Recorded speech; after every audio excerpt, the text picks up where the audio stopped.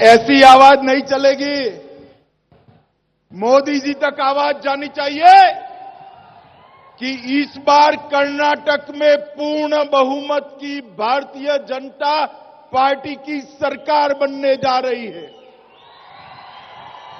मेरे साथ दोनों हाथ उठाइए, पूर्ण बहुमत के संकल्प की मुट्ठी बींचिए और प्रचंड आवाज से बोलिए, भारत माता की, भारत माता की, भारत माता की। अमित शाह जी मंच पर उपस्थित जय श्री राम। भारतीय जनता पार्टी के वरिष्ठ नेता और पूर्व मुख्यमंत्री श्रीमान बीएस येदियुरप्पा जी, हमारे प्रदेश अध्यक्ष भाई नलिन कटील जी, श्री अरुण सिंह जी, श्री श्रीरामुलु जी,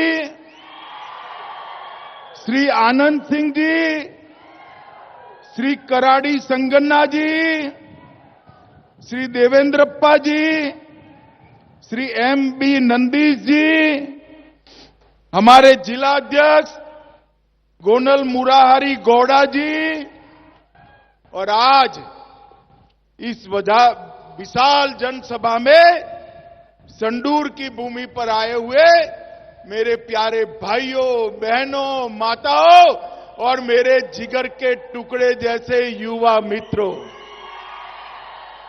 सबसे पहले संडूर की भूमि से कुमार स्वामी देव और भगवान विठोबा को प्रणाम कर मैं मेरी बात की शुरुआत करता हूं। ये कर्नाटक का ये हिस्सा भगवान हनुमान की जन्मस्थली भी माना जाता है। मैं अंजनी पुत्र वीर हनुमान को प्रणाम कर मेरी बात की शुरुआत करना चाहता हूं। ये हक्का बुक्का की भूमि है, ये भूमि कृष्णदेव राय की भूमि है, ये भूमि यशवंतराव घोरपड़े की भूमि है। ये भूमि को प्रणाम कर मैं मेरी बात की शुरुआत करना चाहता हूं। सबसे पहले मेरे आने में 2 घंटा लेट हुआ, इसके लिए मैं क्षमा प्रार्थी हूं। 2 हाथ जोड़कर आपसे क्षमा की मांग करता हूं। मुझे तो था कि संडूर के लोग, हॉस्पेट के लोग चले गए होंगे, मगर ये विशाल जनसभा बताती है 2 घंटा बाद भी आप बैठे हो, वो बताता है कि यहां पूर्ण बहुमत की भारतीय जनता पार्टी की सरकार बनने जा रही है। मित्रों, 2014 और 19 में आपने मोदी जी को आशीर्वाद दिया, मोदी जी प्रधानमंत्री बने। 18 के चुनाव में येदियुरप्पा जी के नेतृत्व में भारतीय जनता पार्टी सबसे बड़ी पार्टी बनी, मगर कुछ सीटें हमें कम दे दी। और उसके बाद ये जेडीएस और कांग्रेस का सत्ता का खेल चालू हुआ, भ्रष्टाचार का केस चालू हुआ। ये कांग्रेस और जेडीएस दोनों परिवारवादी पार्टियां हैं। मित्रों, लोकतंत्र में परिवारवादी पार्टियां कभी जनता का, गरीब का कल्याण नहीं कर सकती।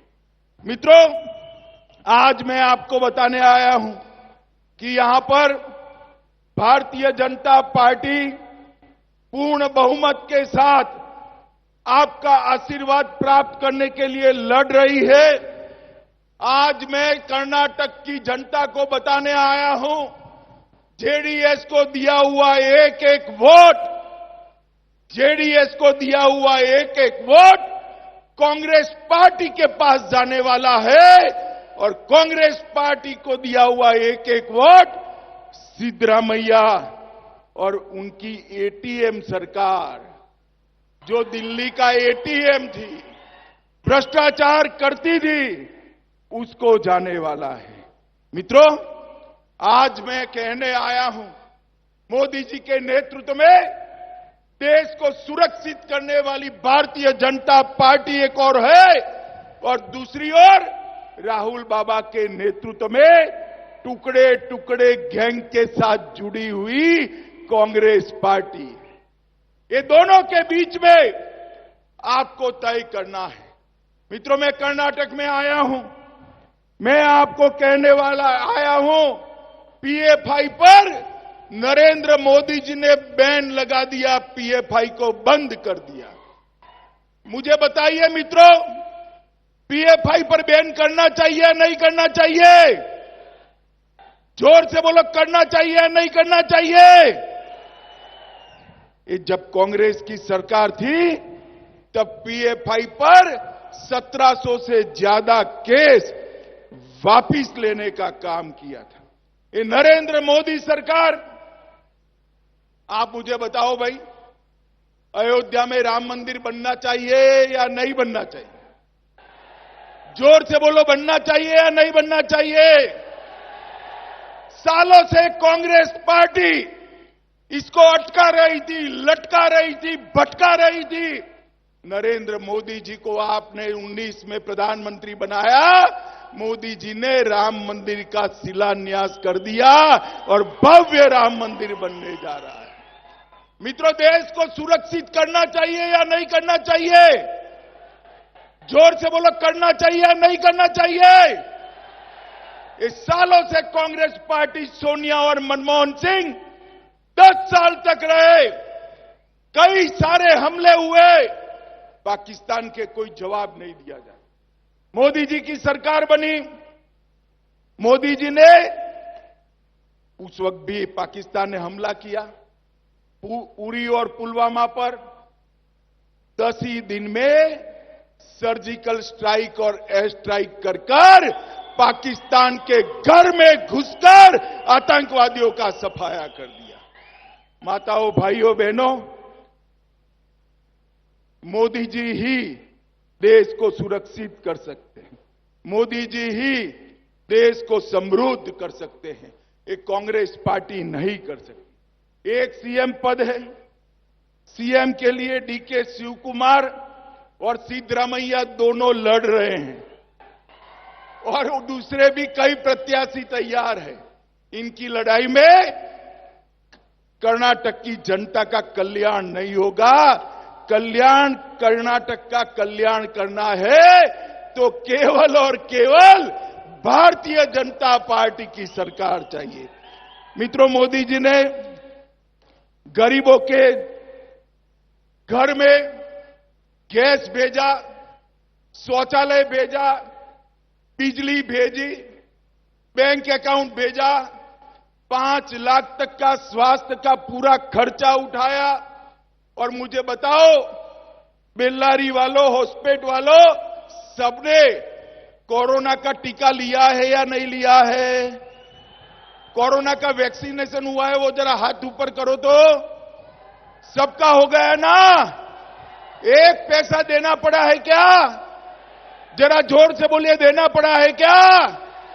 मोदी जी ने 130 करोड़ लोगों को फ्री ऑफ कॉस्ट कोरोना का टीका लगाकर कर्नाटक को कोरोना से सुरक्षित कर दिया है। मोदी जी ने हर गरीब के घर में 2.25 साल से प्रति व्यक्ति, प्रति माह 5 किलो चावल या रागी या गेहूं या ज्वार ये भेजकर गरीब के चूल्हे को जलते रखने का काम देश के प्रधानमंत्री जी ने किया है। मित्रों, बेल्लारी जिले को भारतीय जनता पार्टी की सरकार ने डीएमएफ ग्रांट 2000 करोड़ दी, 13,000 करोड़ रुपया पूरे कर्नाटक में डिस्ट्रिक्ट मिनरल फंड का दिया। लगभग 59 जिलों को भरने के लिए 1300 करोड़ रुपए की लागत से इसको आगे बढ़ाया। 60,000 लोगों के घर में जल से नल भेजा। इसके साथ साथ हर किसान को प्रति साल 6,000 रुपया। भैया बैठ जाओ, कुछ नहीं हुआ है, बैठ जाओ, बैठ जाओ, बैठ जाओ, पीछे बैठ जाओ सारे लोग। बैठ जाइए। हर किसान को 6,000 रुपया प्रति साल भेजकर मोदी जी ने गरीब किसान का काम करने का किया है। येदियुरप्पा जी की पहले सरकार थी, अब बोम्मई जी की है। 9 लाख दुग्ध उत्पादकों को 1644 करोड़ रुपया दिया। खाद में सब्सिडी 140% बढ़ाई। सूक्ष्म सिंचाई योजना 1100 करोड़ रुपए की लागू की और एमएसपी के अंदर भी ढेर सारे बढ़ोतरी की। माताओं, भाइयों, बहनों, मैं अंत में एक ही बात करना चाहता हूं। आप मुझे बताइए, ये कश्मीर हमारा है या नहीं है? जोर से बोलिए, है या नहीं है? ये कश्मीर के अंदर से धारा 370 जानी चाहिए थी या नहीं जानी चाहिए थी? ये कांग्रेस पार्टी, ये जेडीएस, ममता, समता, एसपी, जेडीयू, ये सारे कहते थे 370 नहीं जानी चाहिए। मोदी जी ने कलम के एक झटके से धारा 370 को हटाकर हमेशा के लिए कश्मीर को भारत के साथ जोड़ने का काम हमारे नेता नरेंद्र मोदी जी ने किया है। अरे राहुल बाबा कहते थे खून की नदियां बह जाएगी। राहुल बाबा, खून की नदियां छोड़ो, किसी की कंकर चलाने की हिम्मत नहीं हुई है। कंकर चलाने की हिम्मत नहीं हुई है। ये भारतीय जनता पार्टी की सरकार है। माताओं, भाइयों, बहनों, मैं आपको कहकर जाता हूं, एक बार मोदी जी पर भरोसा करिए, एक बार येदियुरप्पा जी पर भरोसा करिए। हम कर्नाटक में एक ऐसी सरकार देंगे जो 5 साल में कर्नाटक को भ्रष्टाचार से मुक्त करेगी और कर्नाटक को पूरे दक्षिण का 1 नंबर का राज्य बनाएगी। ऐसी सरकार हम देंगे। मुझे बताओ, कमल के निशान पर वोट करोगे? अरे ऐसे नहीं भाई, हाथ ऊपर उठाकर बताओ, कमल के निशान पर वोट डालेंगे? जोर से बोलिए, डालेंगे? मोदी जी का हाथ मजबूत करेंगे? मोदी जी को मजबूत बनाएंगे, पूर्ण बहुमत की सरकार बनाएंगे। तो मेरे साथ दोनों हाथ उठाइए, उठाइए दोनों हाथ और प्रचंड आवाज से बोलिए, भारत माता की, भारत माता की, वंदे वंदे वंदे। फिर से एक बार, मुझे आने में बहुत देरी हुई, इसलिए आपकी समापना कर मेरी बात को समाप्त करता हूं। वंदे मातरम। ಇದು ಬಳ್ಳಾರಿಯ ಸಂಡೂರಿನಲ್ಲಿ ಬಿಜೆಪಿಯ ಚುನಾವಣಾ ಚಾಣಕ್ಯ ಅಮಿತ್ ಶಾ ಅವರ ಸಿಡಿಗುಂಡಿನ ಮಾತುಗಳು. ಜೆಡಿಎಸ್ ಮತ್ತು ಕಾಂಗ್ರೆಸ್ ವಿರುದ್ಧ ನಿರಂತರ ವಾಗ್ದಾಳಿಯನ್ನು ನಡೆಸಿದ್ದಾರೆ ಅಮಿತ್ ಶಾ ಅವರು. ಸಿದ್ದರಾಮಯ್ಯ ನೇತೃತ್ವದ ಸರ್ಕಾರವನ್ನು ಲೂಟಿ ಸರ್ಕಾರ ಅಂಥೇಳಿ ವಾಗ್ದಾಳಿಯನ್ನು ನಡೆಸಿರುವಂತಹದ್ದು. ಅದರ ಜೊತೆಗೇನೆ ರಾಜ್ಯದ ಅಭಿವೃದ್ಧಿಗೆ ಡಬಲ್ ಇಂಜಿನ್ ಸರ್ಕಾರದ ಕೊಡುಗೆ ಏನು ಅನ್ನೋದನ್ನು ಕೂಡ ಇದೇ ಸಂದರ್ಭದಲ್ಲಿಯೇ ಅಮಿತ್ ಶಾ ಅವರು ಹೇಳಿದ್ದಾರೆ. ಬಿಜೆಪಿ ಈ ಮೂಲಕ ಕಲ್ಯಾಣ ಕರ್ನಾಟಕದಲ್ಲಿ ರಣಕಹಳೆಯನ್ನು ಮೊಳಗಿಸಿರುವಂತಹದ್ದು. ಬಿಜೆಪಿ 2023ರ ಚುನಾವಣೆಯಲ್ಲಿ ಇತಿಹಾಸವನ್ನು ನಿರ್ಮಿಸುತ್ತೆ, ಸ್ಪಷ್ಟ ಬಹುಮತದೊಂದಿಗೆ ಅಧಿಕಾರಕ್ಕೆ ಬಂದು ಅಂಥೇಳಿ ಈ ಮೂಲಕ ಪಣ ತೊಟ್ಟಿದ್ದೇವೆ ಅಂತ ಕೂಡ ಅಮಿತ್ ಶಾ ಅವರು ಮಾತನಾಡಿದ್ದಾರೆ. ಅದರ ಜೊತೆಗೇನೆ ಪ್ರಾದೇಶಿಕ ಪಕ್ಷ ಜೆಡಿಎಸ್ ವಿರುದ್ಧ ನಿರಂತರ ವಾಗ್ದಾಳಿಯನ್ನು ನಡೆಸಿ ಜೆಡಿಎಸ್ಗೆ ನೀಡುವಂತಹ ಮತ ನೀವು ಕಾಂಗ್ರೆಸ್ಗೆ ಹೋಗುತ್ತೆ ಅಂಥೇಳಿ ವಾಗ್ದಾಳಿಯನ್ನು ನಡೆಸಿದ್ದಾರೆ.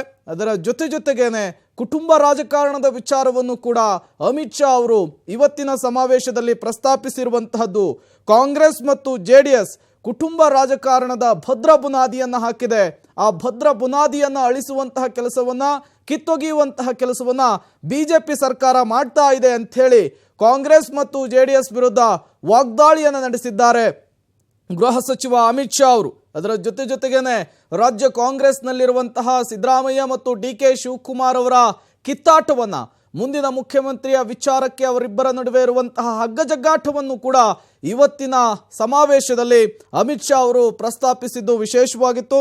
ಇನ್ನು ಕಾಶ್ಮೀರದ ವಿಚಾರವನ್ನು ಕೂಡ ಅಮಿತ್ ಶಾ ಅವರು ಇವತ್ತಿನ ಸಮಾವೇಶದಲ್ಲಿ ಮಾತನಾಡ್ತಾ ಇದ್ದಂತಹ ಸಂದರ್ಭದಲ್ಲಿ ಪ್ರಸ್ತಾಪಿಸಿದರು.